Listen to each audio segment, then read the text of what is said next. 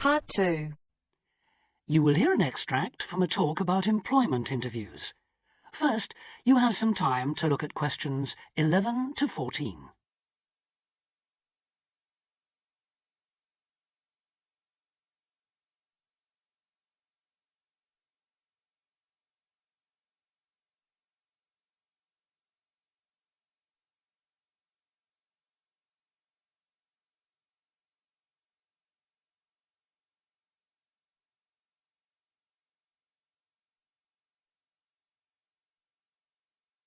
Now listen carefully and answer questions 11 to 14.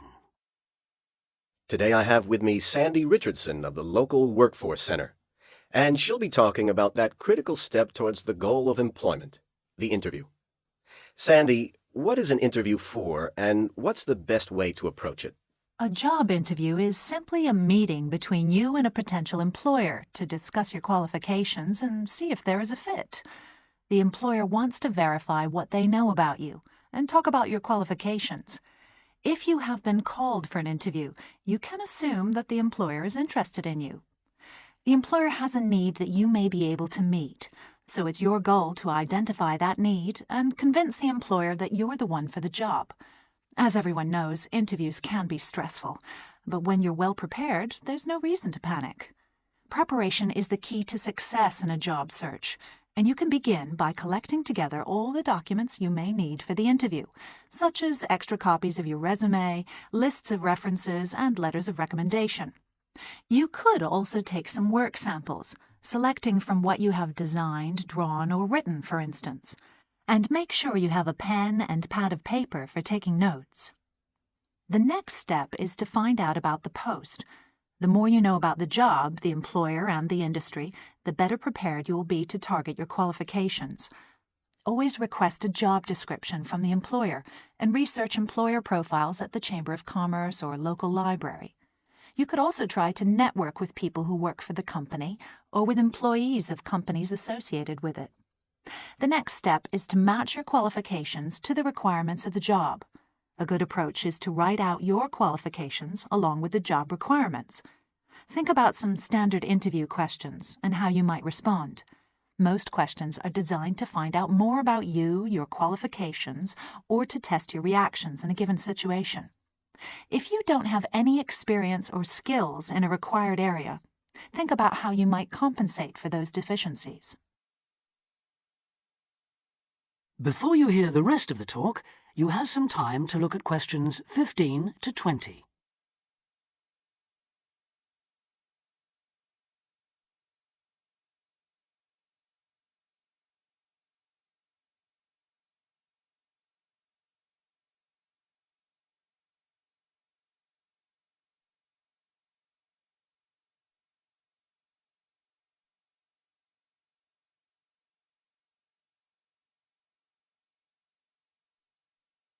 Now listen and answer questions 15 to 20. During an interview, it's important that you be yourself. Get a good night's sleep and plan your travel to be there in plenty of time so that you're not arriving out of breath with 30 seconds to spare. Don't, though, present yourself for the interview too early, 10 minutes at most. In the interview, listen carefully to each question asked. Take your time in responding and make sure your answers are positive. It's important to express a good attitude and show that you're willing to work, eager to learn, and are flexible. If you are unsure of a question, don't be afraid to ask for clarification. In fact, it's sometimes a good strategy to close a response with a question for the interviewer. In general, focus on your qualifications and look for opportunities to personalize the interview. Briefly answer questions with examples of how you responded in comparable situations, from either your life or previous job experiences. Something you should avoid are yes or no responses to questions, but don't dwell too long on non-job related topics. Use caution if you are questioned about your salary requirements.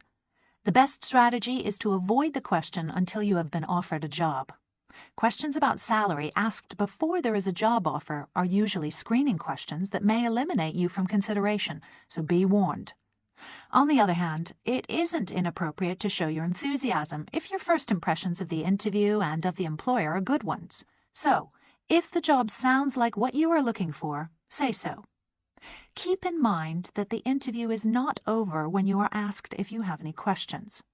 Come prepared to ask a couple of specific questions that again show your knowledge and interest in the job. Close the interview in the same friendly, positive manner in which you started.